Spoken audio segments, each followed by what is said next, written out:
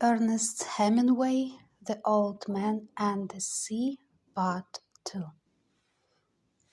I can remember the tail slapping and banging and the twelfth breaking and the noise of the clubbing. I can remember you throwing me into the bow where the wet coiled lines were and feeling the whole boat shiver and the noise of you clubbing him like chopping a tree down and the sweet blood smell all over me. Can you really remember that, or did I just tell it to you? I remember everything from when we first went together. The old man looked at him with his sunburned, confident, loving eyes. If you were my boy, I'd take you out and gamble, he said. But you're your father's and your mother's, and you're in a lucky boat. May I get the sardines? I know where I can get 4 baits too. I have mine left from today. I put them in salt in the box. Let me get 4 fresh ones. One, the old man said. His hope and his confidence had never gone, but now they were freshening as when the breeze rises. 2, the boy said. 2, the old man agreed. You didn't steal them? I would, the boy said, but I bought these. Thank you, the old man said. He was too simple to wonder when he had attained humility, but he knew he had attained it, and he knew it was not disgraceful, and it carried no loss of true pride. Tomorrow is going to be a good day with this current, he said. Where are you going? The boy asked. Far out to come in. When the wind shifts, I want to be out before it is light. I'll try to get him to work far out, the boy said. Then, if you hook something truly big, we can come to your aid. He doesn't like to work too far out.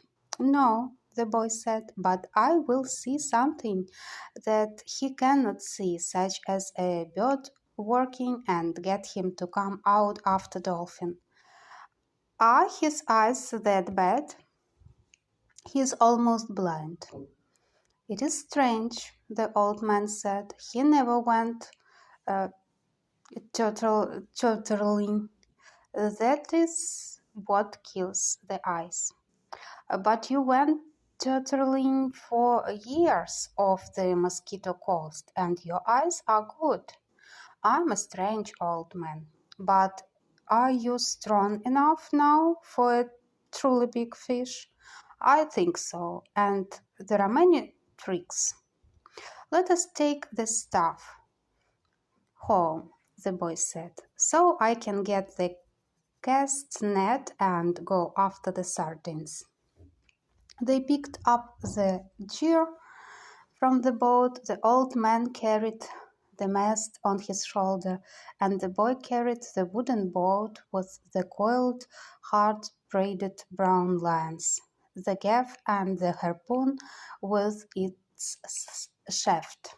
The box with the baits was under the stern of the skiff, along with the club that was used to subdue the big fish when they were brought alongside. No one would steal from the old man, but it was better to take the sail and the heavy lines home, as the dew was bad for them, and though he was quite sure no local people would steal from him, the old man thought that a gaff and a harpoon were needless temptations to live in a boat. They walked up the road together to the old man's shack and went in through its open door. The old man leaned the mast with its rapped sail against the wall, and the boy put the box and the other gear beside it. The mast was nearly as long as the one room of the shack. The shack was made of the tall boot shields of the royal palm, which are called guano, and in it there was a bed, a table, one chair, and a place on the dirt floor to cook with charcoal. On the brown walls of the flattened, overlapping leaves of the sturdy fibered guano, there was a picture in color of the Sacred Heart of Jesus and another of the Virgin of Corp. These were realistic of his wife. Once there had been a tinted photograph of his wife on the wall, but he had taken it down because it made him too lonely to see it, and it was on the shelf in the corner under his clean shirt. "What do you have to eat?" the boy asked. "A pot of yellow rice with fish. Do you want some?" "No, I will eat at home. Do you want me to make the fire?" "No, I will make it later on. Or I may eat the rice cold. May I take the cast net?" "Of course." There was no cast net, and the boy remembered when they had sold it. But they went through this fiction every day. There was no pot of yellow rice and fish, and the boy knew this too. 85 is a lucky number, the old man said. "How would you like to see me bring one in that dressed out over 1,000 pounds?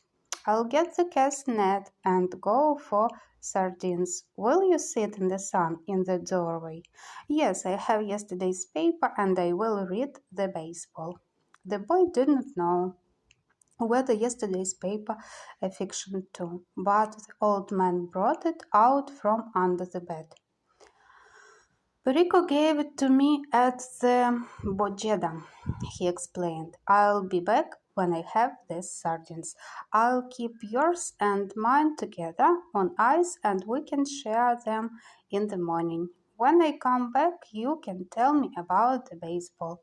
The Yankees cannot lose, but I fear the Indians of Cleveland. Have faith in the Yankees, my son. Think of the great DiMaggio. I fear both the Tigers of Detroit and the Indians of Cleveland.